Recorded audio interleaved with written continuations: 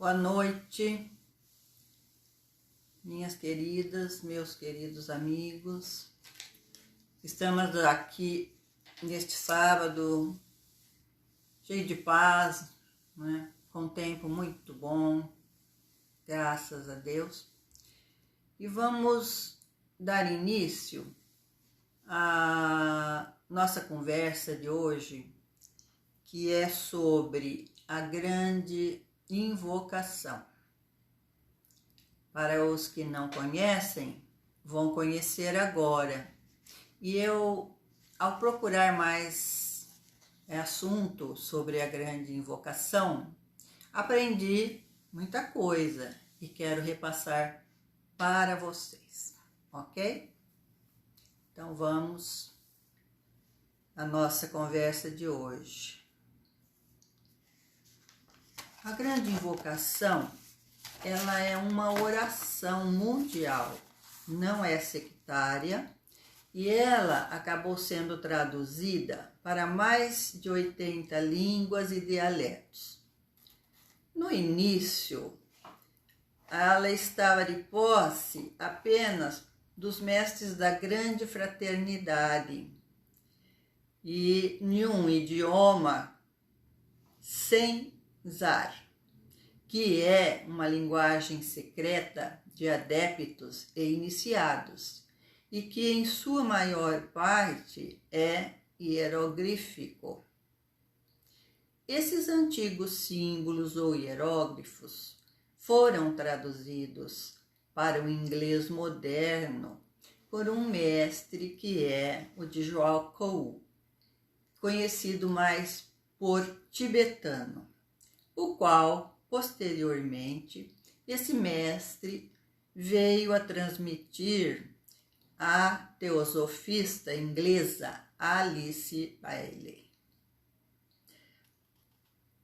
Essa grande invocação, ela é utilizada principalmente pelos praticantes da meditação de transmissão. O que é a meditação de transmissão? É, na verdade, uma fusão de dois yogas, do Karma Yoga, que é o yoga do serviço, e do Laya Yoga, que é o yoga dos chakras.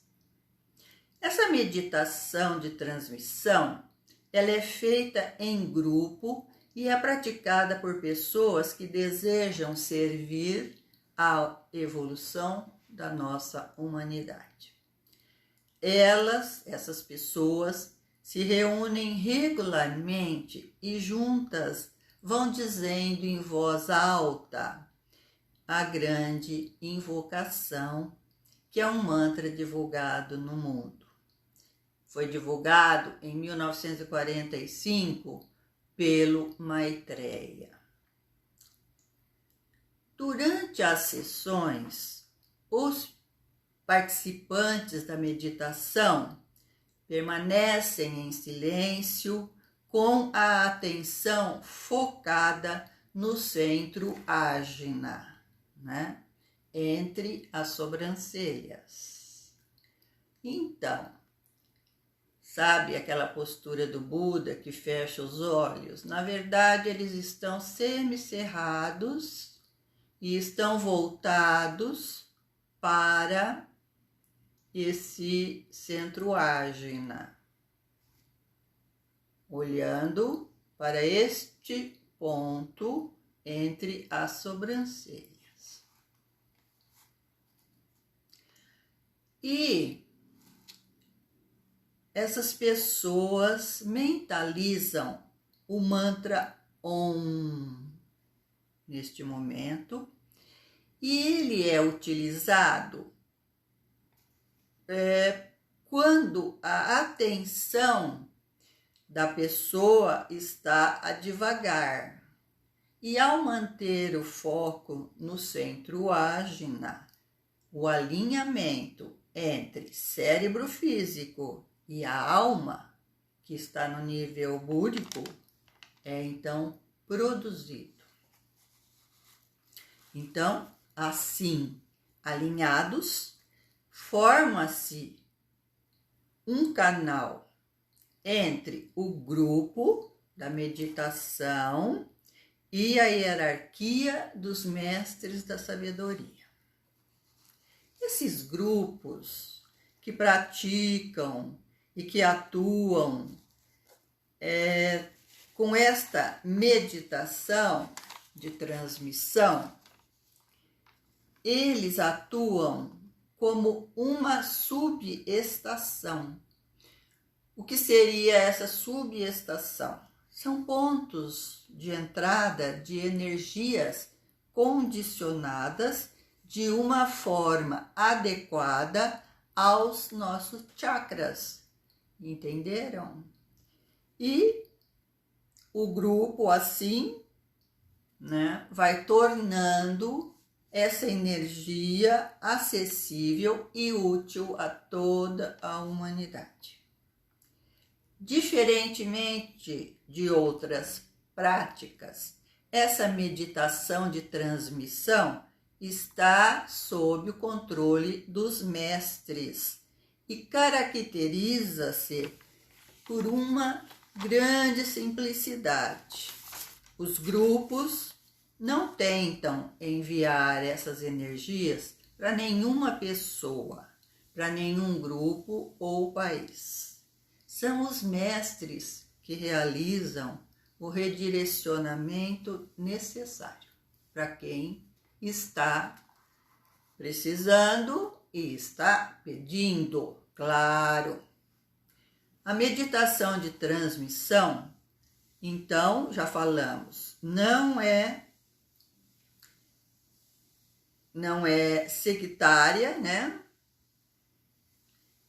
E, portanto, ela não vai interferir com outras práticas religiosas e espirituais. Pode ficar tranquilo, descansado, ok? Pode ser feita de uma forma bastante segura por qualquer indivíduo que tenha mais de 12 anos de idade. Sabe, no mundo há centenas de grupos de transmissão e que se reúnem de 1 a 3 vezes por semana. Olha o trabalho, né? A uma certa hora, num certo dia que é marcado, né, e conveniente a todos os membros dos grupos. A grande invocação, então, ela é uma prece mundial, né? Nós já dissemos que foi traduzida para vários idiomas e dialetos, né? É um instrumento de poder para ajudar a que o plano de Deus se expresse plenamente na nossa terra e para ser empregado como um ato de serviço à humanidade e ao Cristo, por todos, ok? Ela vai expressar certas verdades essenciais que todos os homens aceitam inata e normalmente. Primeiro, diz que existe uma inteligência básica a qual damos o nome de Deus. Segundo, diz que há um plano divino evolutivo no universo cujo poder motivador é sempre o amor. Terceiro, que uma grande individualidade, conhecida como o instrutor do mundo, chamado de Cristo pelos cristãos, ele veio à Terra e personificou esse amor a fim de que pudéssemos compreender que o amor e a inteligência são efeitos do propósito, da vontade e do plano de Deus. Muitas religiões creem em um instrutor do mundo, conhecido como Senhor Maitreya, Imam Mahdi, ou Imam Mahdi, ou Messias.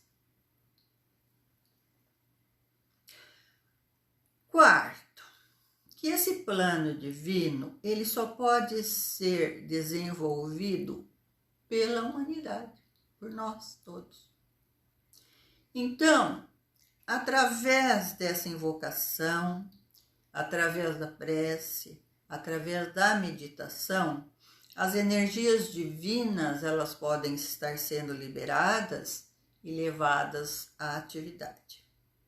Homens e mulheres de boa vontade, de muitas crenças, de muitas nações, poderão estar se unindo neste serviço mundial, levando e fortalecendo os valores espirituais para que o mundo não seja perturbado.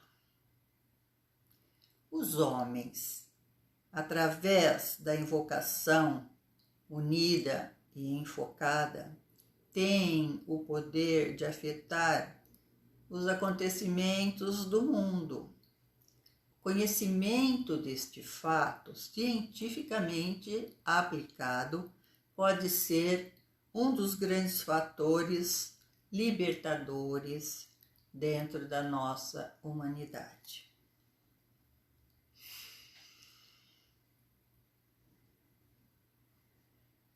Ninguém pode empregar esta invocação ou prece para a iluminação e o amor sem causar mudanças poderosas nas suas próprias atitudes e nos seus propósitos de vida. Abre aspas. Como um homem pensa em seu coração, assim ele é. Você gostaria de entoar esta invocação todos os dias, com reflexão e dedicação? Sabe, o efeito da prece e da invocação individuais, pela luz e pelo amor, pode aumentar incomensuravelmente quando existe um reconhecimento, uma relação mental consciente com aqueles que a empregam diariamente, com consciência.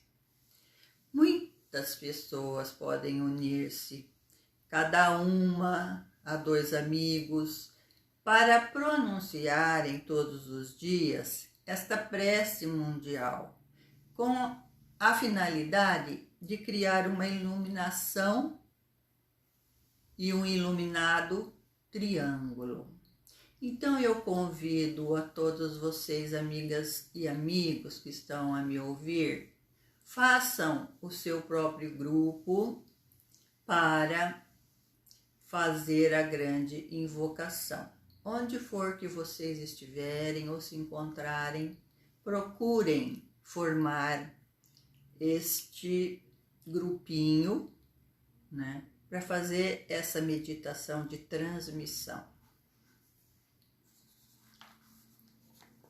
A força de muitos indivíduos e a de pequenos grupos dedicados poderá ser enfocada mediante esta poderosa invocação e assim pode-se construir uma rede de luz, uma rede de amor ao redor do nosso orbe.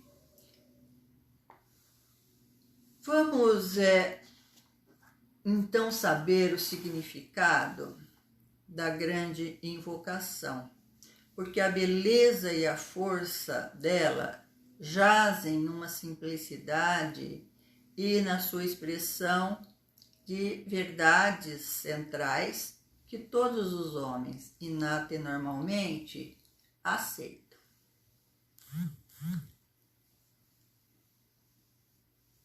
Existe então aqui a verdade da existência de uma inteligência básica, a quem nós vagamente chamamos de Deus. A verdade que por trás de toda aparência exterior, o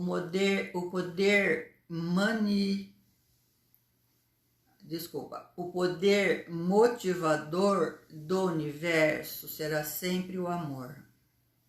a verdade de que uma grande individualidade chamada Cristo pelos cristãos veio à Terra e encarnou aquele amor de modo que o pudéssemos entender. A verdade é que tanto o amor como a inteligência são efeitos do que é chamada a vontade de Deus. E, finalmente, a verdade autoevidente que somente através da humanidade mesma pode esse plano cumprir-se. Toda esta invocação se refere ao dominador e revelador reservatório de energia, à causa imediata de todos os acontecimentos da Terra que indicam a emergência daquilo que é novo e melhor. Esses acontecimentos demonstram a progressão da consciência em direção à luz maior, todos os acontecimentos. O apelo invocativo habitual tem sido até agora egoísta na sua natureza e temporário também na sua formulação. Os homens, eles têm orado apenas para si próprio. Eles têm invocado a ajuda divina para os que amam apenas e dado uma interpretação material apenas às suas necessidades básicas, não é mesmo? Esta invocação, ela é uma oração mundial, ela não é egoística nem particular, ela não tem, então, apelo pessoal, nem urgência invocativa temporal. Ela expressa realmente uma necessidade que a humanidade tem e mergulha em todas as dificuldades, as dúvidas e questionamentos diretamente até a mente e o coração daquele em quem vivemos. Nos movemos e temos o nosso ser, naquele que permanecerá conosco até o final do próprio tempo e até que o último cansado peregrino tenha encontrado seu caminho de volta para casa. Olha que lindo, não? Bom, as 3 primeiras linhas, que é: do ponto de luz na mente de Deus, flua a luz às mentes dos homens, e que a luz desça sobre a terra. Bom, nessas três primeiras linhas, temos a referência à mente de Deus como um ponto focal para a luz. Isso se refere à alma de todas as coisas. O termo alma, com seu principal atributo de esclarecimento, inclui também a alma humana e aquele ponto de consumação de luz que nós consideramos como a ofuscante alma de toda a humanidade. Aquela alma traz luz e espalha iluminação. Ela é necessária sempre para lembrar que a luz é uma energia ativa. Quando nós invocamos a mente de Deus e dizemos: flua luz às mentes dos homens e que a luz desça à terra, nós estamos vocalizando uma das grandes necessidades da humanidade. E se a invocação e a prece significam realmente algo, a resposta é certa e segura. Quando encontramos presente em todas as pessoas, em todas as épocas, em cada era, e em toda situação a urgência em verbalizar um apreço ao centro espiritual invisível, há uma segura certeza de que um centro realmente existe. A invocação é tão velha quanto a própria humanidade. O Cristo nos disse que os homens amam as trevas em vez da luz, porque todos os nossos atos são maus. Contudo, uma das grandes belezas emergentes atualmente é que a luz ela está sendo lançada em cada lugar escuro e nada vai ficar oculto e nada ficará sem ser revelado. As pessoas reconhecem a presente trava e miséria e, consequentemente, saúdam a luz. Principalmente neste momento. A iluminação das mentes dos homens, do modo a que eles possam ver as coisas como elas são, pode e deve alcançar motivos corretos, e o meio de alcançar as corretas relações humanas é, neste momento, uma necessidade capital. Na luz que traz a iluminação, veremos finalmente luz. E o dia virá em que milhares de filhos dos homens e incontáveis grupos serão capazes de dizer com Hermes e com Cristo, eu sou, ou nós somos a luz desse mundo. Nas 3 linhas seguintes da prece, do ponto de amor no coração de Deus, flua amor ao coração dos homens e que o Cristo volte à Terra. Bom, nessas 3 linhas seguintes, o coração de Deus é envolvido e o ponto focal do amor é considerado. Este coração do mundo manifestado é a hierarquia espiritual. Esse grande agente transmissor de amor para dotar de forma a manifestação divina. Então, o amor, ela é sempre uma energia que deve alcançar corações, deve estar entre os homens, deve fecundar a humanidade com essa qualidade de compreensão amorosa. Isso é o que é a expressão quando o amor e a inteligência se expressam juntos. Quando os discípulos estiverem agindo realmente em nome do Cristo, então virá o tempo em que ele poderá novamente andar no meio dos homens de maneira pública. Ele poderá ser publicamente identificado e assim fazer o seu trabalho em níveis exteriores de vida e também no nível interior. O Cristo disse ao se despedir de seus discípulos, entre aspas, estou com vocês sempre, até o fim dos meus dias, fecha aspas.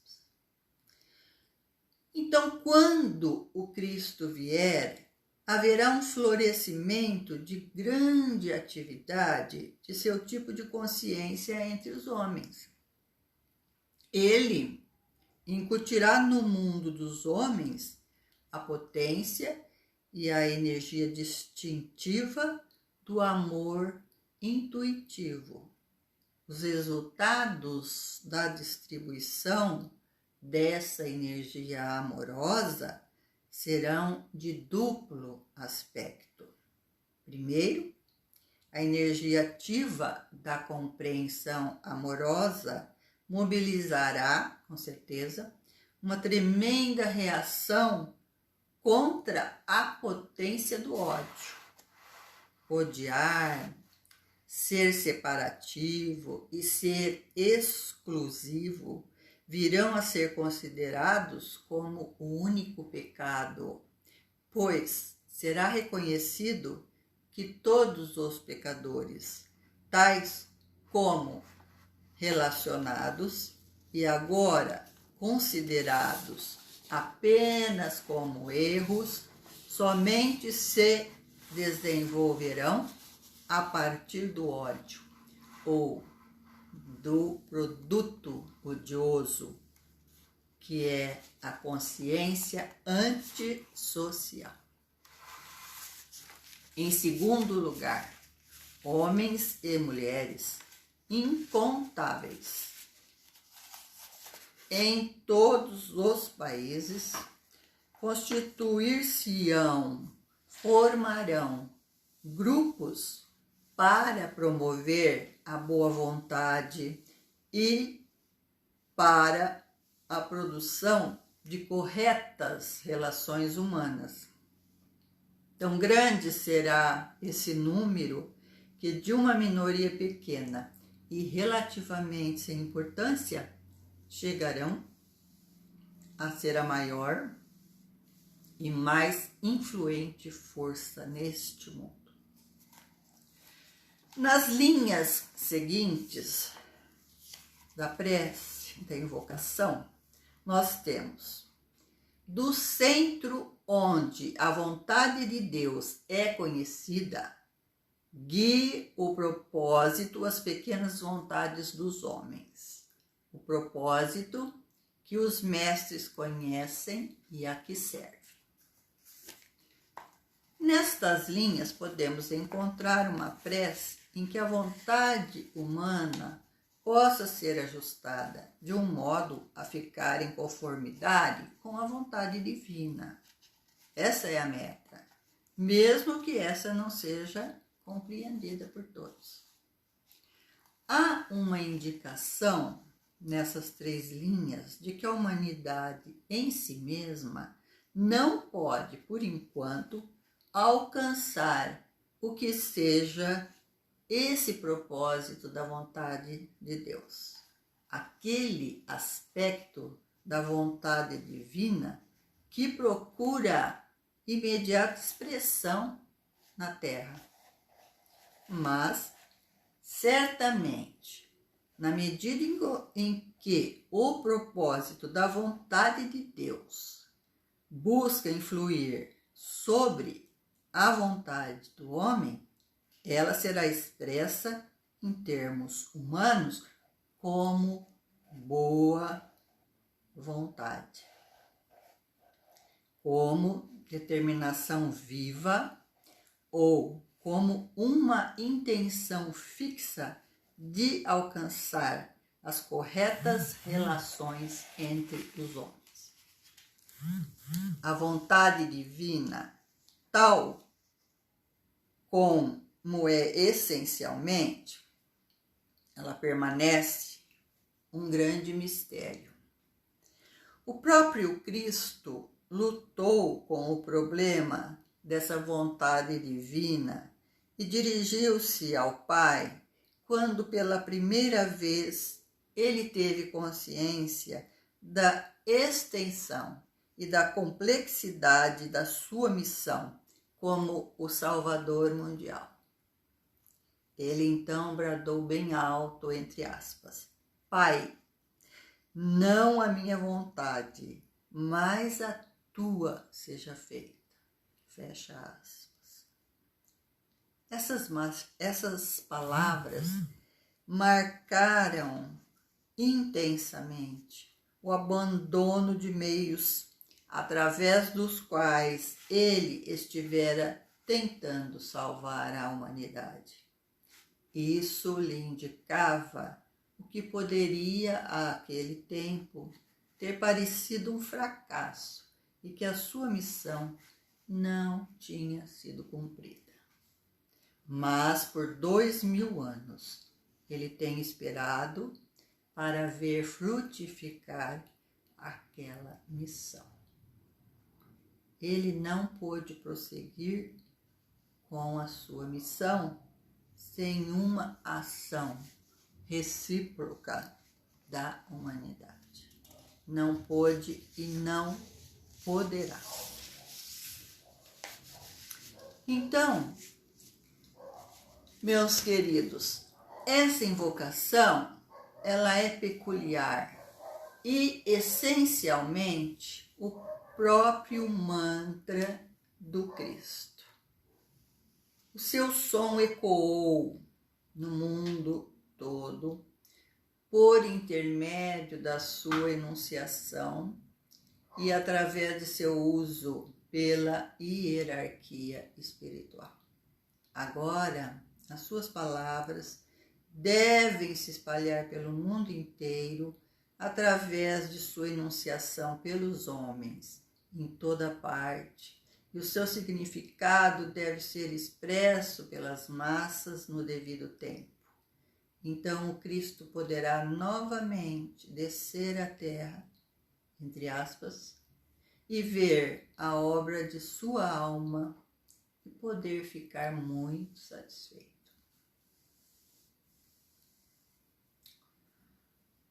No quarto grupo de linhas,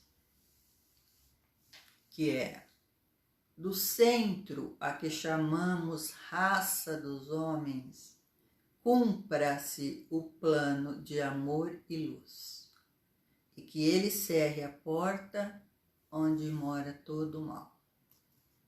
Nesse grupo de linhas, tendo invocado os 3 aspectos ou potências da mente, amor e vontade, nós temos aqui a indicação de uma ancoragem dos poderes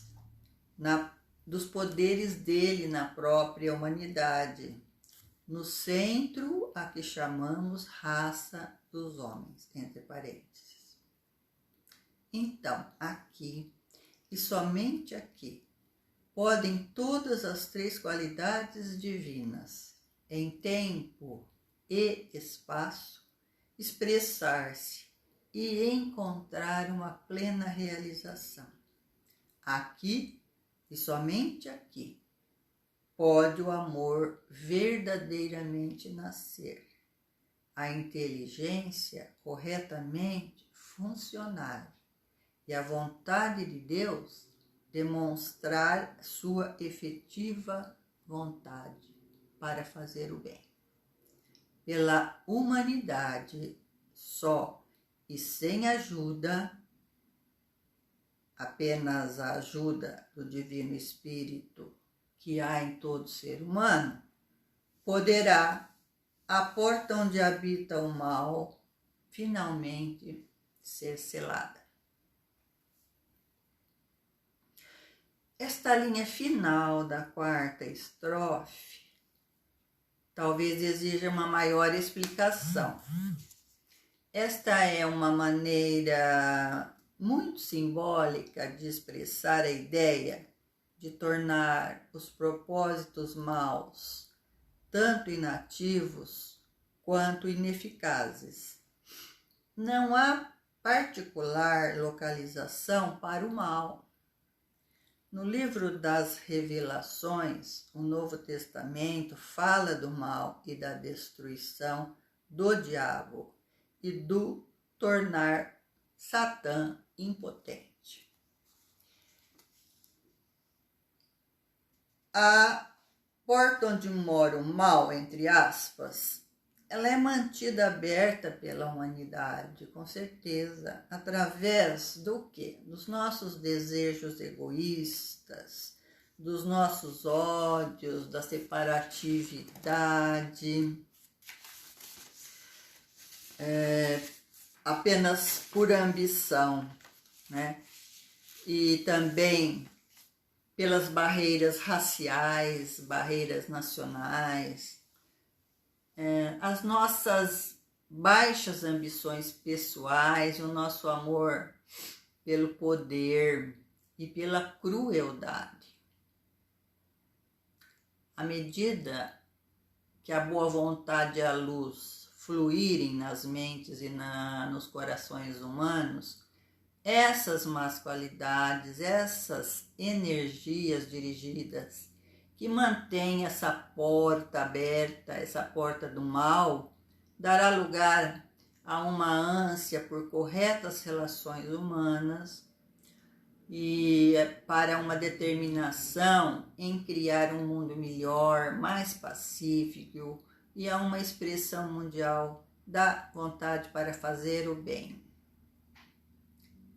Vamos torcer que realmente seja assim. Então, a proporção que essas nossas qualidades se superponham às velhas e indesejáveis, que o novo homem surja em lugar do velho homem, a porta onde mora o mal simbolicamente fechar-se-á lentamente através de uma mudança de rumo, de peso, de opinião pública e por um correto desejo humano. Nada poderá impedir. Assim, o plano original poderá ser restaurado aqui na Terra. Simultaneamente, a porta onde mora o mal, simbolicamente, fechar-se-á lentamente. Né? Então, o plano original será restaurado. Simultaneamente, essa porta para o mundo de uma realidade espiritual abrir-se-á diante de nós e, finalmente, a porta para o mal será trancada, encerrada. Assim, através do centro que chamamos raça dos homens, entre aspas, o plano de amor e luz opera e aplica o golpe de morte no que chamamos de mal, no egoísmo e na separatividade. Vai selar todos eles numa tumba, a tumba da morte, para sempre. Assim também, o propósito do nosso Criador de todas as coisas será finalmente cumprido. Nas outras linhas, que a luz, o amor e o poder restabeleçam o plano da Terra. Fica evidente aqui que as 3 primeiras estrofes, né, na verdade, elas invocam ou apelam para os 3 aspectos da vida divina que são universalmente reconhecidos, que é a mente de Deus, o amor de Deus e a vontade ou o propósito divino. Na 4ª, indica uma relação da humanidade com essas 3 energias de inteligência, amor e vontade. E uma profunda responsabilidade de implementar a difusão desse amor e dessa luz na Terra para podermos restaurar esse plano divino.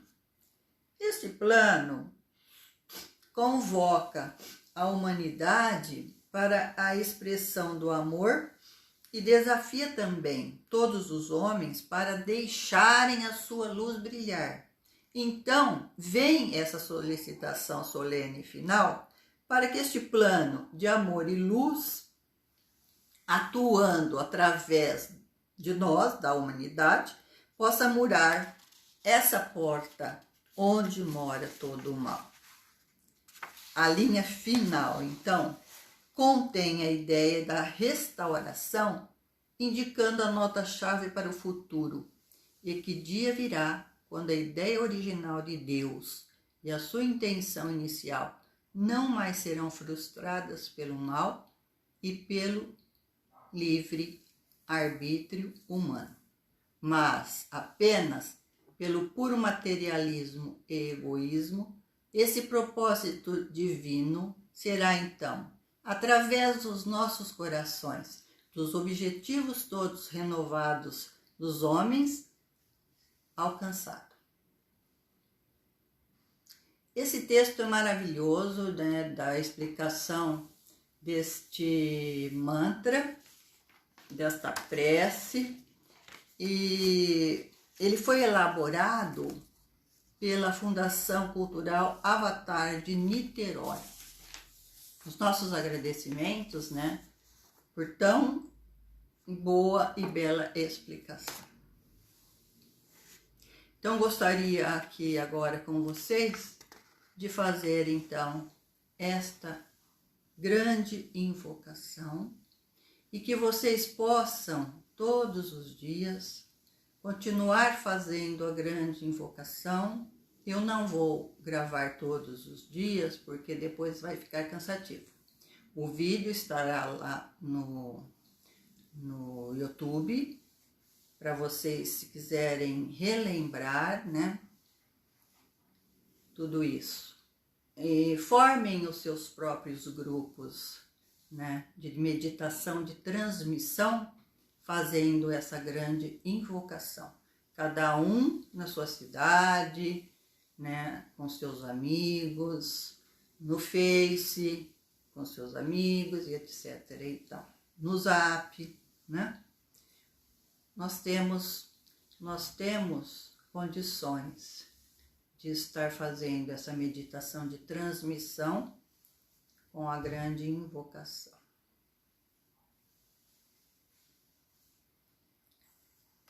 Então, esse mantra, a grande invocação, é para agora a nova era de Aquário, principalmente. Do ponto de luz na mente de Deus, flua luz às mentes dos homens.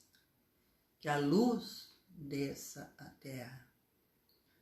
Do ponto de amor no coração de Deus, flua amor aos corações dos homens.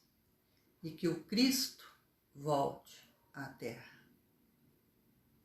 Do centro onde a vontade de Deus é conhecida, guie o propósito às pequenas vontades dos homens, o propósito que os mestres conhecem e a que servem.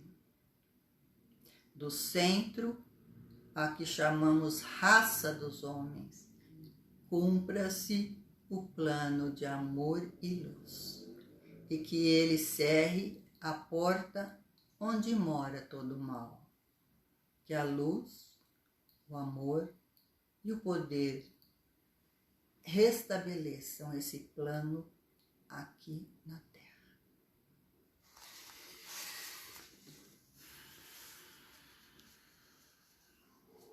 Oi, Suzana. Boa noite, minha irmã. Namastê. Beijo no coração.